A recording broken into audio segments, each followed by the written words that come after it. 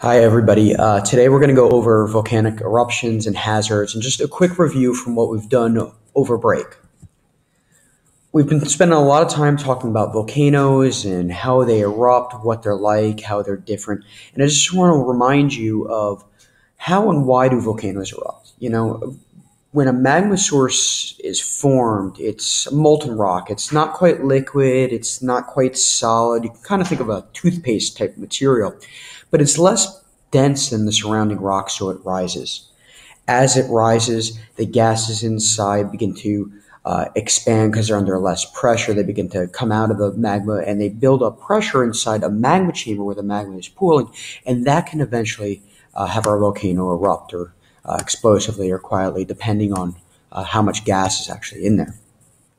The difference between magma and lava, remember, magma is underneath the surface and lava is on the surface. Now, they're basically the same thing. Magma will have more gases in it because it's underneath the surface.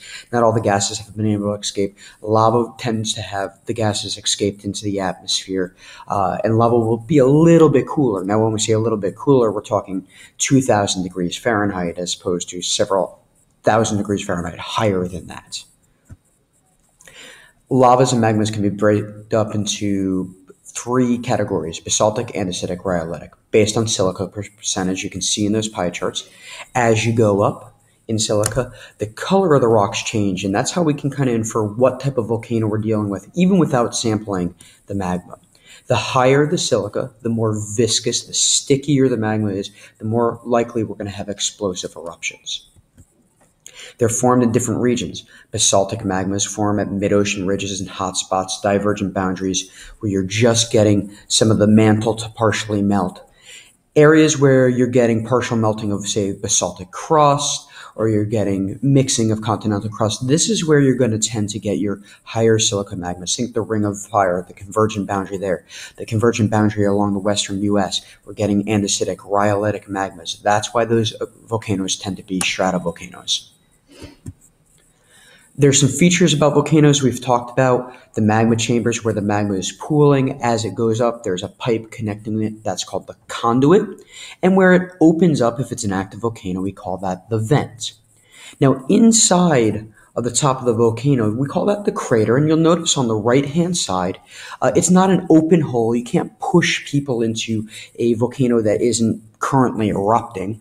And there is a raised area in the center. Some people call that a dome, a plug, a cap. This is the hardened rock that is blocking the vent. And eventually, once that volcano starts erupting, that can be cleared and you can get the volcano to push out pyroclastic material, ash, or lava. Once the volcano erupts, the magma chamber empties and the volcano collapses in. This is a caldera. Our honor students, we talked about three different types of calderas. For our A-level students, I want you to know just how a caldera forms and where it is in the eruption process. Remember, it's after the eruption. They can be very big. You look at the picture there, that's 6 miles wide, and there's actually a small little volcano growing inside that collapsed volcano called a cinder cone. They don't always have to erupt from volcanoes. They can erupt from fissure eruptions and produce what we call flood basalts. These are basalts that flood out onto the land. Get these when you have hot spots in the continent. Yellowstone is actually a hot spot that can produce basaltic magma. Sometimes it doesn't always have to erupt explosively or at divergent boundaries. Most eruptions can be categorized as red or gray. Red would be lava eruptions, and gray is where it's blowing itself apart more into like ash and pyroclastic bombs and blocks of lava. Two types of lava. There's which is cooler, more viscous, sticky, chunky, sharp lava, and Peihoihoi, which is smooth, ropey because it's a little bit hotter, a little lower silica.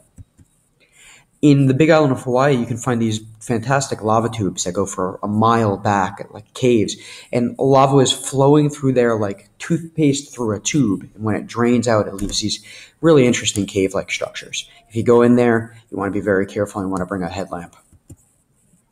Any material that's not lava that's ejected, whether it's blocks or bombs of lava, which are categorized based on size, are known as tephra or pyroclastic material. There's three types of volcanoes. We talked about shield volcanoes being the largest type of volcano. They tend to have very gentle slopes, quiet eruptions, maybe some lava fountains, quiet for a volcano. Remember, these are going to be basaltic magmas. They're forming at divergent boundaries and hotspots. What's a hotspot? Well, it's an area in between a plate where magma is coming up, melting through the plate, having the volcano erupt. You can see that Hawaii is in the middle of our plate. It's not near a plate boundary, and this is associated with a hotspot. That's the only way scientists can explain it, that there's an area of unusually hot magma melting through the crust and forming our volcanoes. As the plate moves over the hotspot, new islands form. When the island moves away from that hotspot, it dies, it'll become eroded, it'll produce a guyot and islands.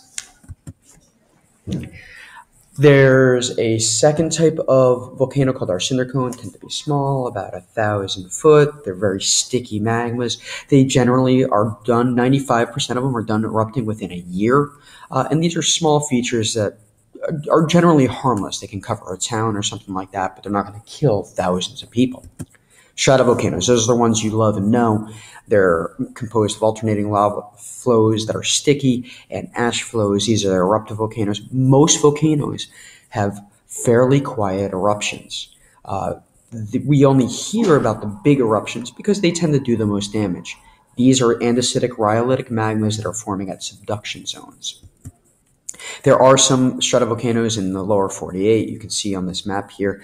There are several volcanoes that are due for an eruption, and some towns are more prepared than others. The goal of geologists is, of course, to predict these eruptions before they happen. We use something called the Volcano Explosivity Index to talk about volcanoes and their size. It's called VEI. It basically just describes how much material is thrown out into the atmosphere. And here you can see a comparison. We saw the Yellowstone eruption. This one is from 640,000 years ago. This is Mount St. Helens. We saw the volcano blow out sideways, and we saw how big. Here's Vesuvius right here. Take a look at some of these gigantic supervolcano eruptions. They don't form cone shapes. They're typically just gigantic calderas that have formed as the ground has collapsed because they're such large eruptions. They do have severe implications. You can see the ash that goes across the U.S., and it's going to produce global cooling. Global cooling means less food for everybody. There's a lot of people on this planet. Eventually, you're going to run out of food, and you're going to have starvation. Some volcanic hazards that we'll describe quickly. Pyroclastic flow. It's a burning cloud of ash, gas, debris, about 1,800 degrees Fahrenheit, 300 miles plus. You're caught in a path of a pyroclastic flow. There's really not a whole lot of hope for you. Lahars, volcanic mud flows. The reason why they're dangerous, travel about 40 miles per hour. They can happen from small volcanic eruptions, and they can travel for great distances and hit towns with little to no warning if there's nothing in place to warn those towns. Pyroclastic fall, ash. You breathe it in, it turns into a cement-like mixture in your lungs, and you drown in your own fluids. Lava flows, even you guys, you pretty slow walkers, you can walk away from a lava flow. It's going to burn stuff, it's going to destroy houses, it's not going to kill anybody. Noxious gases, we saw where some gases will build up in lakes, and the gas can come out of the lake and suffocate people. And earthquakes, going to be minor, not as big as what we saw on Dante's Peak, not going to collapse roads or buildings. So how do we minimize the risk of an active volcano? It's not like we can put a dome over the volcano and have it stop it from erupting. So the best thing that we can do is prediction. Short-term prediction of volcanoes is possible. I can't tell you that in 2021 a volcano is going to erupt, but we can do it 24, 36, 48 hours. Remember, if you tell a population that a volcano is going to erupt and it doesn't, they're less likely to listen to you the next time. But if you get it wrong, thousands can die. Volcanoes almost always give us some warning. More earthquakes tell us the magma is moving. Change in size can tell us what the magma chamber is doing. More sulfur dioxide gas can tell us the chemistry of the gas, how much gas is down there, what kind of pressure is building up. And if chemistry of the magma is possible, if we can figure out how to sample it, then we can tell a lot about the volcano. But most often, that's not really a possibility. What we do is we look at the geology of the area and we create volcanic hazard maps. Over here, it's based on basically the rock deposits, based on all mud flow deposits, so we can infer what the volcano has done in the past and what it may do. The goal is to just know that if it happened in the past, it can happen in the future, and we want people to be prepared for that. In summary, volcanoes are obviously very dangerous, but volcanoes can be studied, monitored, and understood. Each volcano is different, it offers a unique set of dangers. Plans can be in place to help control damage. What we'd like to do in the future is we want to study volcanoes more to find out how and why they erupt. We've got to monitor volcanoes, develop hazard plans with different towns, understand the population. Why do they live volcanoes? What do we need to do in order to get them to understand that these are real risks, and educate people about volcanoes? I mean, a volcano that hasn't erupted in 50,000 years, some people may not even realize how dangerous it really is. That's a quick overview. Hopefully it helped. Thanks for watching.